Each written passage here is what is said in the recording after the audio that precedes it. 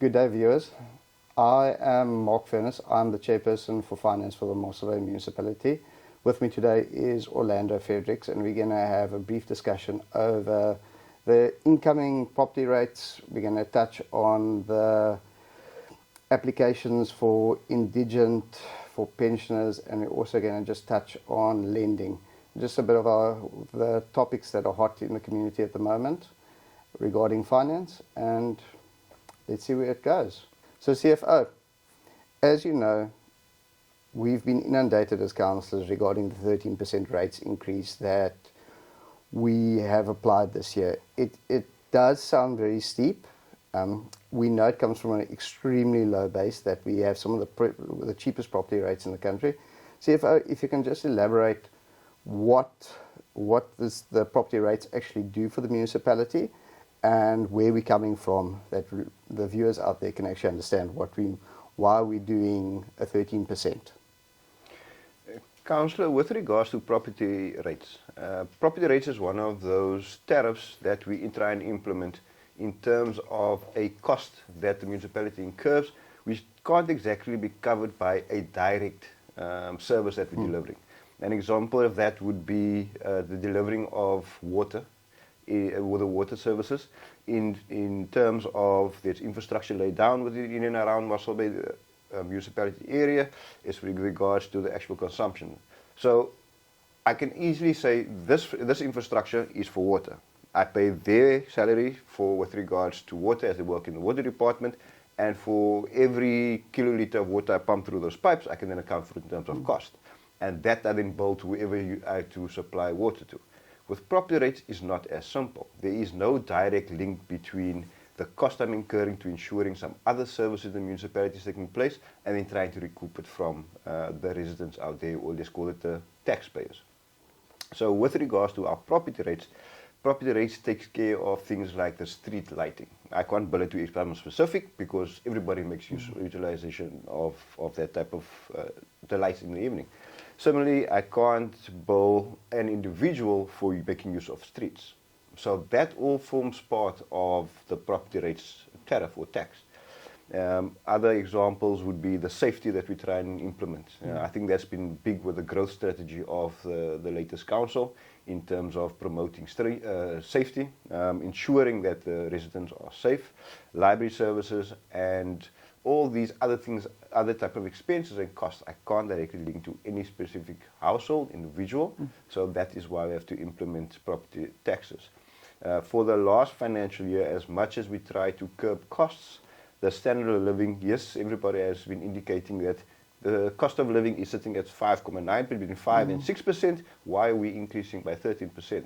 Unfortunately, to deliver the service, we have to take all costs into account, being salaries, being what the service is going to cost us, or keeping the lights on, and making sure there are no potholes in our streets, making sure our streets are clean, making sure our beaches are clean, and that comes at a cost. Unfortunately, it's a cost that we as a municipality will have to take on, and then obviously get some type of income from doing it to kind of fund that type of service that we are providing to the residents.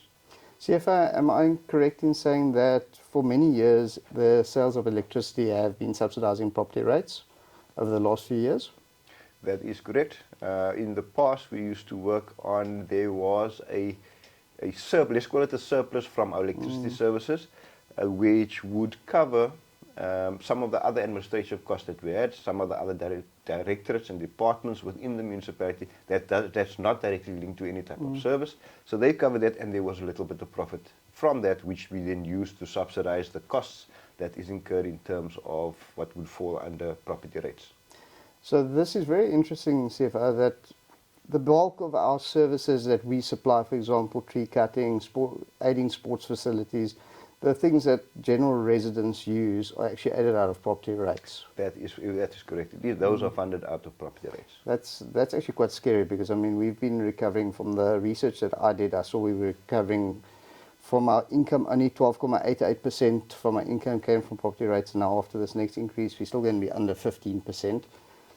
The interesting thing is, as I showed you, CFO, you know, a lot of the municipalities countrywide are between 18 to 25%. I mean, even in our district, property rates is is such a key revenue stream to fund services. That is correct. From communication, I don't know if I've shared it with you as well, the national government and provincial government, when we have our engagements that we have on a quarterly basis, they do indicate that we should be looking at our property rates as a source of revenue to not try and, what do you call it, to hamper or to make things difficult for our users. They can control the usage of water and electricity. They can, and then obviously we keep our refuse removal tariffs and our sewage tariffs as minimal. They can control the consumption, being conservative in terms of appliances, leaving appliances on, leaving taps on. So that's something they can control. So we can help them with that as much as possible. But obviously the income will have to come from somewhere. So property rates is something that both national and provincial are telling us, look more in this direction to try and fund other services within the municipality. It's a very difficult balancing act because you also do not want to tax living hell of your residents, and that we don't want to be in a situation that residents suffer, because Mossel Bay is predominantly the cheapest in the country. I mean, we did the research. I mean, we're still at 299 Rand per million Rand, which is comparable to municipalities even around us. I mean, so in many cases we're half, if not a quarter of some of the municipalities. I mean, you know, we did the exercise the other day with some of the places up country. So the big thing is we are still relatively affordable, and yes, we're going to have these so-called steeper increases percentage-wise, but the actual Rand value is not so drastic. The thing is, CFO, you know, if you look at what you've just told me, is as time goes on and with what's happening with the electricity crisis in the country, where our revenue used to come from, unfortunately, we're going to have to look into property rates to keep this municipality afloat, to keep running, to make sure that our service delivery standards are high. Am I correct there? That statement is correct. Mossel Bay municipality has a very high standard with regards to service delivery. And it's something that we don't take lightly. It's something that we're not willing to give or at least give into. So we're pushing to ensure that service delivery is at its highest. And if my income sources are being limited, I have to look at where I can. And property rates is the only place at the moment where we have some breathing room where we can increase because of the low base that we're starting off at. That, from a finance perspective, from my perspective, yes, I do feel for the residents, and the 13% does look steep. And I know you like bragging about the fact that we're the cheapest, but that also comes with attractiveness for everybody else. While we are still cheap, more people will come in. Yes, we can say we're getting more revenue from people coming in, but it also comes at a cost. Yes. And now I need to lay down new infrastructure to accommodate these people that are coming in, to bring additional money in, and obviously increase services, increase revenue. Hopefully we're just finding the balance, find the right balance to remain affordable for all that is here. You're 100% right, CFO. You know, it's a discussion that we have had countless times, that we make sure that the current residents, and I think with our tariff increases now, do not subsidize people moving into Mossel Bay, that their services aren't subsidized. And I think now with a tariff increase for developments and things like that, that we now bringing in, I think is going to make sure that residents of Mossel Bay do not subsidize anyone for building a house or something, because I know in the past that has happened with some of the rates were just too low. And I know residents have been on to me for many years to say, if a person builds in Mossel Bay, residents should not be subsidizing the person for coming to Mossel Bay. You know, people need to pay their fair share to come here. And so I fully agree with you there, CFO. CFO, the interesting thing is, I know we had a discussion point on electricity. Our profitability from electricity, I see, has dwindled. We're standing on about 13% now, between 11 and 13% profitability. I think that's correct. I think 2-3 years ago, before COVID hit, and before load shedding hit us badly, we were sitting roughly around 15% profitability on electricity. Obviously, we try to implement corrective measures, or at least implement an action plan that ensures uninterrupted service in terms of electricity. That is, I think last year municipality and administration got quite a knock in terms of the strategy that we tried to implement, in that we needed to look at funding future projects for electricity. We are trying to ensure uninterrupted service by building and putting up little mini electricity plants at our various sewage pumps, water stations, to ensure that we can deliver service when it's there without being affected too much by load shedding that's being implemented nationally. And while you're touching on that, I know that's also been a hot topic. People have seen our lending rate, and I mean they've been discussing our that we are now taking out loans to do this. But the reality is, any good business, you do not want to use your cash reserves to fund projects like this. And these are income-generating projects because I am right in saying that this will actually save us money in the long run, because these facilities will then be technically off-grid, and they're with the battery storage on the solar units there, and that will basically mean that we will not have to pay Eskom to keep these facilities running. The way that's been structured, it is for an emergency purposes. So if Eskom load sheds or implements load shedding, then our machines will then turn on. We will make use of solar panels to make sure the batteries are filled, and we'll try and recharge them, or the plan is to recharge them whenever we pay the lowest rate possible for us. And at this point in time, there is going to be room for expansion on these projects. So it's a case for currently we are just focusing on ensuring that our basic service is uninterrupted. But there are talks of expanding the capacity of these little, let's call it power stations, to ensure that it rolls out into the neighborhoods that surrounds the facility, so that they can also have uninterrupted power supply. Not just services, but power supply from that perspective. To go off grid completely, that's still a debatable issue. No one's totally independent. No one will be totally independent from Eskom.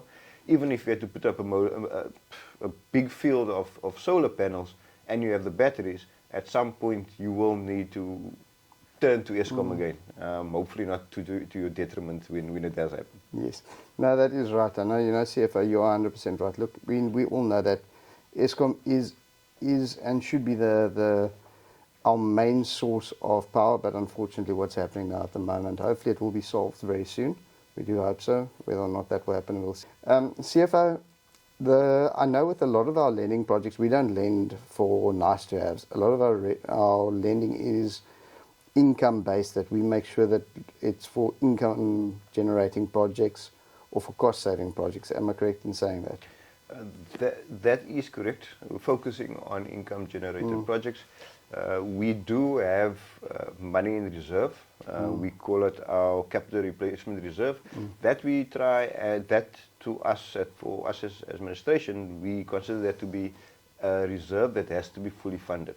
It is funded by way of depreciation that's now obviously accounted for during the year, and then we take that depreciation, we turn it into cash, and then we store it. So when there's a capital asset that needs to be replaced, we kind of use then it's kind of your own funding type of setup. But what we've also identified is that our demand for capital projects, because of the development, has been quite high.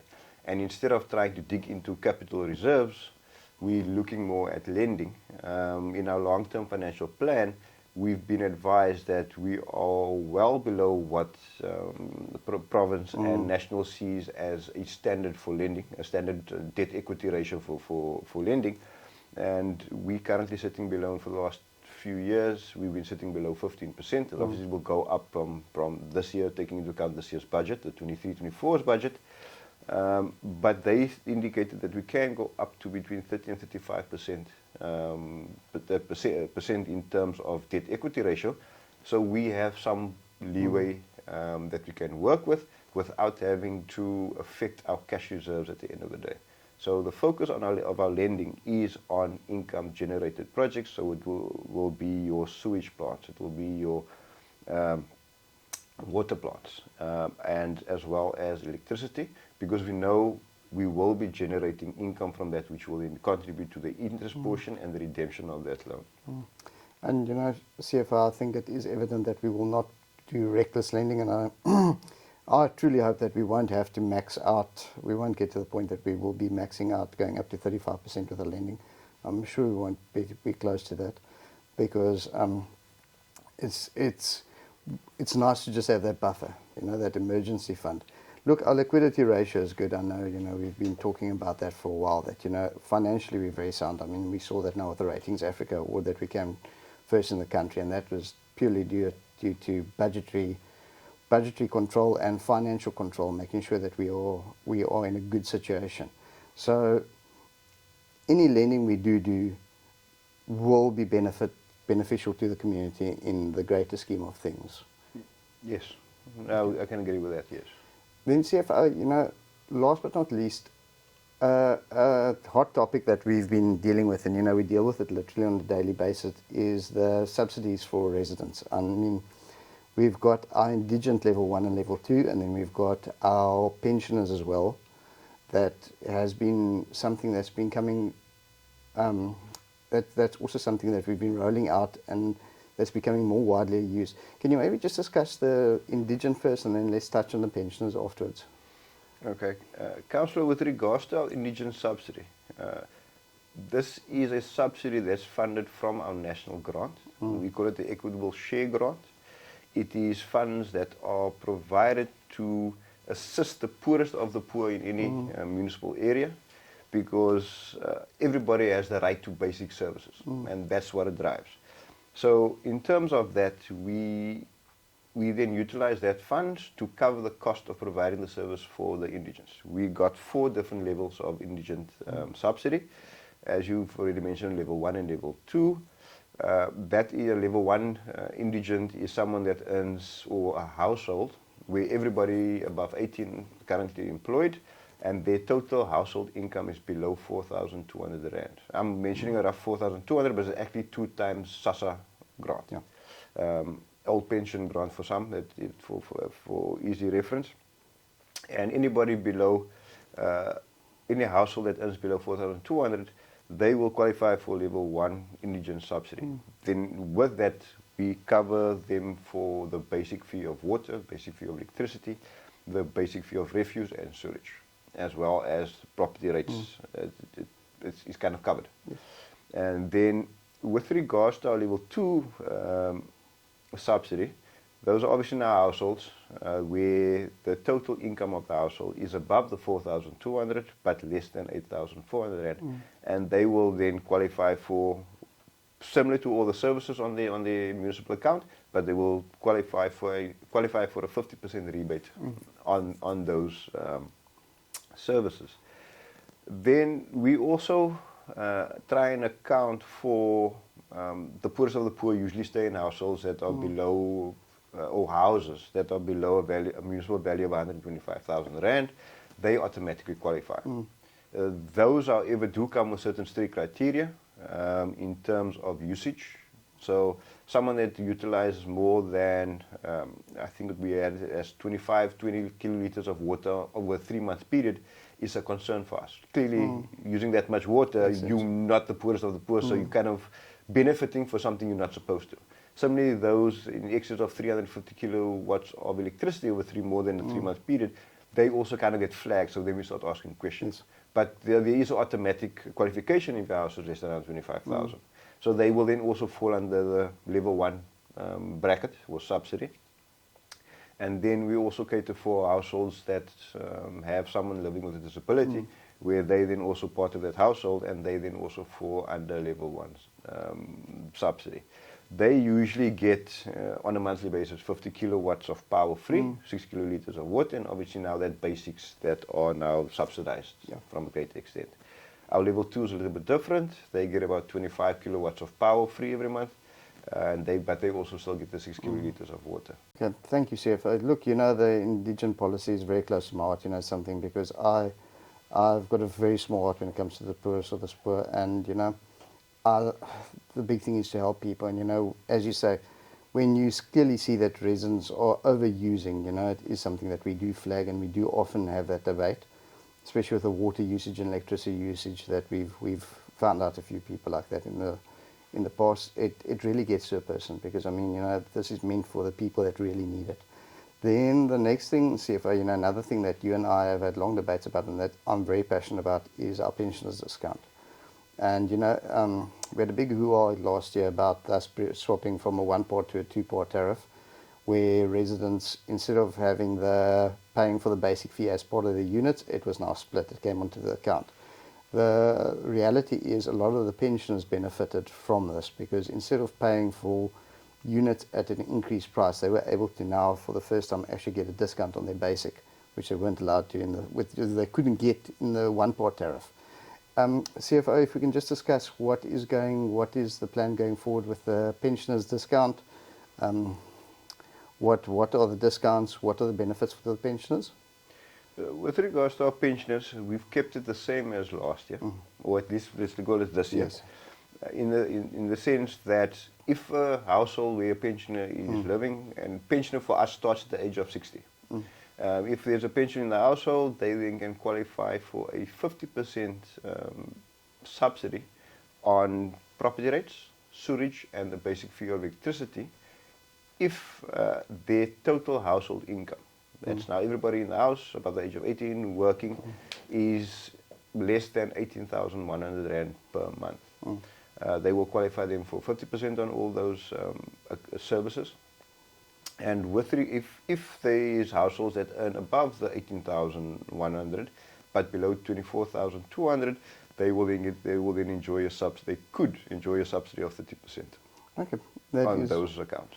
Look, CFO, I know that is something that we've been looking at, and once we're in a better financial position regarding that there is a bit more liquidity, because I know this has been a very tight budget for us, that it has been. We didn't want to increase rates to the point that we actually needed to. And I mean, this is a fully funded budget that we can, I mean, that's a real feather in your cap that you and the budgetary team got that right, that it was, that under the severe constraints, because we alluded to it now with, when the Reserve Bank says our inflation is sitting at 5.9%, there's no actual way that our inflation sitting at 5.9. I mean, we can see it. I think anyone can see it. You can see the depreciation in the rand. You can see the increase in the petrol price. It is way above that. I mean, the realistic figure, if we're not sitting, we're sitting closer to 7, 8, maybe 9, 10%. That's the reality where we're sitting. And I mean, what you guys have done and how we tighten the belt, and we're still able to effectively roll out projects, make sure the town is clean, make sure services are delivered. I think it's a masterclass what you guys have done. And you know, CFO, once we're out of the cycle, look, everything in life works in cycles. I know you and I will be having that discussion about increasing the pensioners discount. That is something, because once there's a bit more liquidity and there's a bit more money freely available, you know, I'll be knocking on your door for something like that, eh? Currently, there's a big challenge, concern. I know you phone me daily. Pensioners and challenges that they're having receiving the discounts in terms of qualifying. Part of receiving the pensioners discount, one of the first criteria is you must be the owner of the property. What we've seen is parents have now left their houses to the children or has been transferred to the children. But when they do that, they don't, nowhere on record or registered at the deeds office is the fact that they now have life use of that property until such time that they pass away, and then the child will then take over the house. What's very important in our application for our pensioners is you must have a registered usufruct at the deeds office. That's now been a challenge for us. And that is not something we're being funny about in our policies. That's according to the Property Rates Act. That's how they're considered to be a registered owner. And they need to please ensure that is in place if they're not the owners, to be able to qualify for the pensioners discount. No, you're 100% right, CFO, because it's something that, I mean, I saw it when my father passed away, how long it took to sort out his estate and how long the property took to transfer. I mean, I think we had a debate. The property stood empty for over 2 years because it just took forever at the master. So I understand why people do that, and I think it's something a lot of people miss. I think a lot of people forget to put that life use in, basically, you know. And it's something that I think we must communicate out there. We must communicate to people when they do it, when they're doing that type of transfer, that make sure that your parents have a life use right until they move out, if they move to a retirement village or something. Because, I mean, at the end of the day, we would like people to benefit. We'd like, especially for the older people, I mean, they've paid their dues for many years. Yes. They've contributed to society. They've contributed to this town. And I think they deserve to reap the rewards of their contribution for all the years. Yeah, I fully agree. And we want to help as much as we possibly can, all our residents and our pensioners out there. Well, CFO, thank you very much for taking the time to come and have a chat with me. I hope this is something that we're going to do more often and we communicate to the viewers out there, and then we can send this out to the community. I would like to say that we're going to do this in Afrikaans, but unfortunately my Afrikaans is mostly for self-defense, as you know. And the potty words that I know in Afrikaans, I don't think the viewers would like to see. Thank Thank you very much, CFO. Thank you, viewers. you.